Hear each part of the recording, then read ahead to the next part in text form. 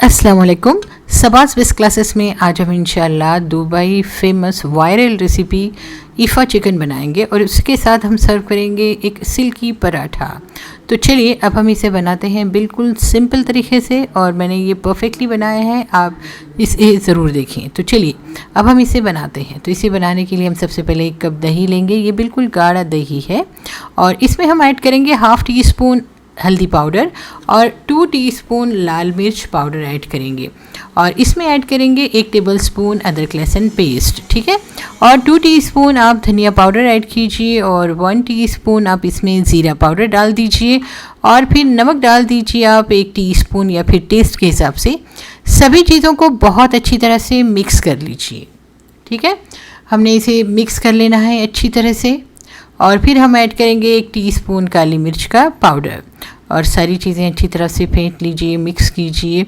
और देखिए यहाँ पर 1 किलो चिकन है, मैंने बड़े बड़े पीसेस लिए हैं और इसमें ऐड कीजिए 1 नींबू का रस और अच्छी तरह से नींबू का रस इस पर लगा लीजिए और फिर डालिए इस पर ये बनाया गया मैरिनेड, यानी जो दही का मिक्सचर हमने बनाया था वो इस पर हम लगा देंगे, ठीक है। लगाकर हम इसे आधा घंटा या 1 घंटा रखेंगे और फिर उसके बाद हम एक कढ़ाई में थोड़ा सा तेल गरम करेंगे और उसमें हम डालेंगे ये चिकन के पीसेस।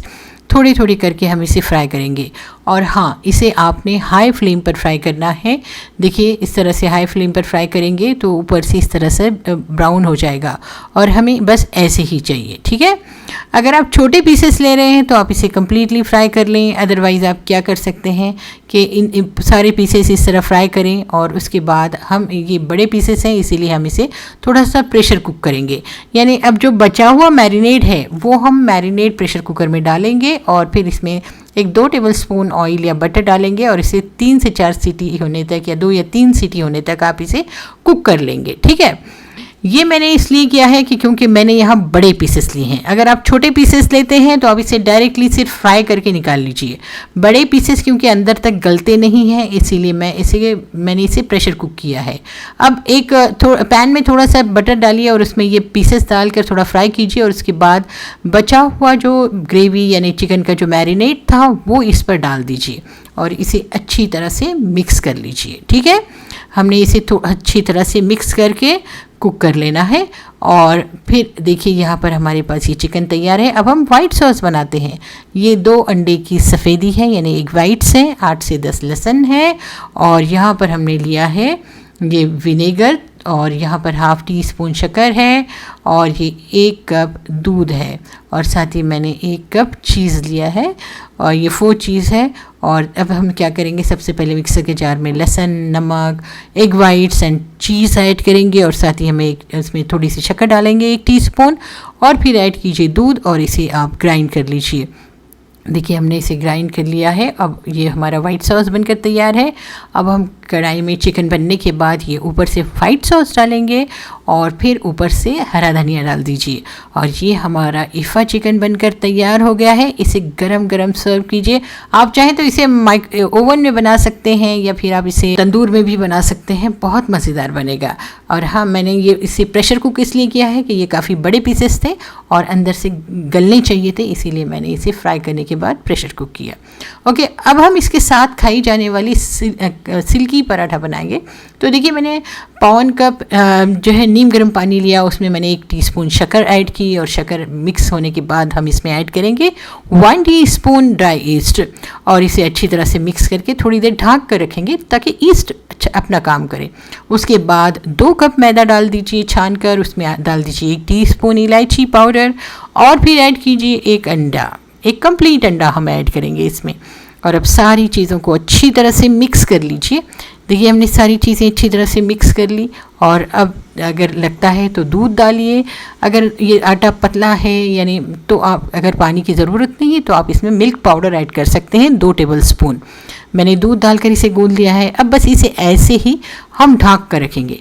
लेकिन एक ट्रिक है जल्दी से फर्मेंटेशन होने के लिए, मैं इसे डाल रही हूँ प्रेशर कुकर में रख रही हूँ। फिर आप इसमें डाल दीजिए 2 से 3 टेबलस्पून ये बटर को मैंने पिघला कर डाल दिया है।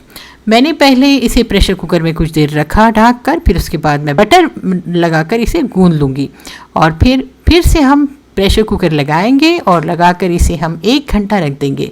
देखिए 1 घंटे के बाद कितना ज़बरदस्त फर्मेंटेशन हो गया है, आटा बिल्कुल डबल हो गया है। अब इस आटे को आप अच्छी तरह से गूंद लीजिए। ठीक है, हमने इसे अच्छी तरह से गूंद लेना है। गूंदने के बाद हम इस पर थोड़ा सा हरा धनिया डालेंगे और लहसुन क्रश किया हुआ ऐड करेंगे।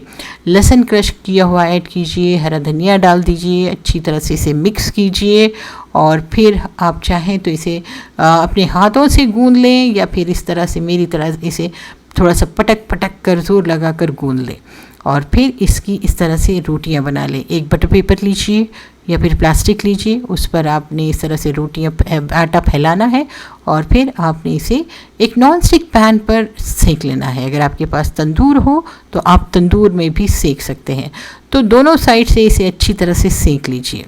देखिए इस तरह से, और ये बनाना बहुत आसान है। बस आपने क्या करना है, एक बटर पेपर लेना है, बटर पेपर पर ऑयल लगाना है और फिर इसे बनाना है। देखिए बटर पेपर लिया हमने, बटर पेपर पर थोड़ा सा ऑयल, घी या बटर लगा लीजिए और इस आटे पर मैं थोड़ा सा हरा धनिया रख रही हूँ।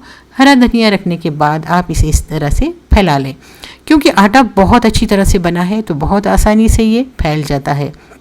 आप जितना मोटा इसे बनाना चाहें उतना मोटा आप इसे बना सकते हैं। देखिए अब इसे फैला लें और फैलाकर जितना थिक आपने रखना है उतना थिक रखिए और फिर गरम तवे पर आप इसे डाल दें और आहिस्ता से बटर पेपर अलग कर लें। और देखिए अब हमारे पास ये पराठा बनकर तैयार हो रहा है। दोनों साइड से अच्छी तरह से इसे सेक लें और सेक कर निकालने के बाद आप इस पर नीचे बटर लगा सकते हैं या घी लगा सकते हैं। एक बेहतरीन सा पराठा बनकर तैयार है। तो देखिए मैंने इस पर बटर लगाया है। तो अब इस पराठे के साथ आप सर्व करेंगे ईफा चिकन, बहुत ही शानदार लगेगा।